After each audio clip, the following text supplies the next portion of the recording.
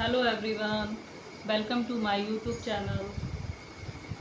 आज का मेरा टॉपिक है, आपको मैं बता रही हूँ कि बिज़नेस में अपन कम से कम कितना खर्चा कर सकते हैं।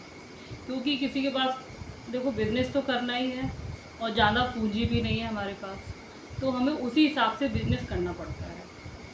जैसे कि मैं अपने बारे में थोड़ा सा बताना चाहती हूँ कि मैं ग्वालियर से हूँ और नाम तो आपको मालूम ही होगा मेरा।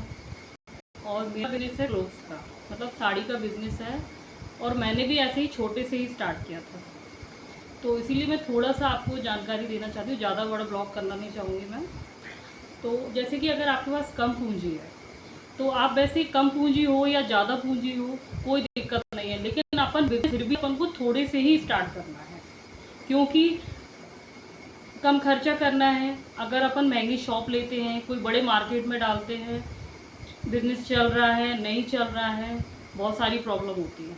इसलिए हमेशा वो अपन जैसे कम खर्चा करने की सोच रहे हैं बिज़नेस में, तो मोस्टली मेरे हिसाब से अगर अपन घर से वो कोई भी बिज़नेस स्टार्ट करें तो ज़्यादा बेस्ट है।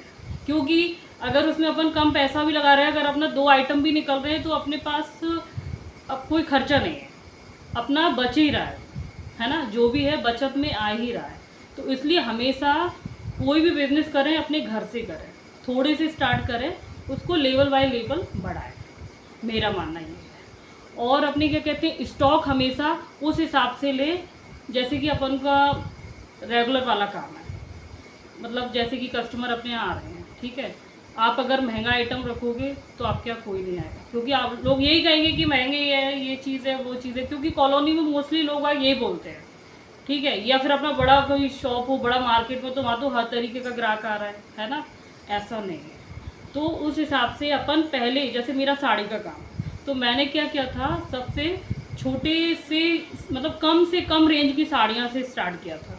तो जैसे जैसे ग्राहक आते हैं उनको लगता भी है खूब कम रेंज की साड़ी हो, हाई रेंज की इसलिए नहीं रखना चाहिए, क्योंकि ग्राहक को लगता है पहली बार में ही आएगा, अपन महंगा उसको दिखाएंगे तो बोलेंगे महंगी है साड़ियाँ, कोई मतलब नहीं है जाने का। इसलिए हमेशा कम से कम रेंज की साड़ियों से अपन स्टार्ट करो अपना छोटा सा बिजनेस।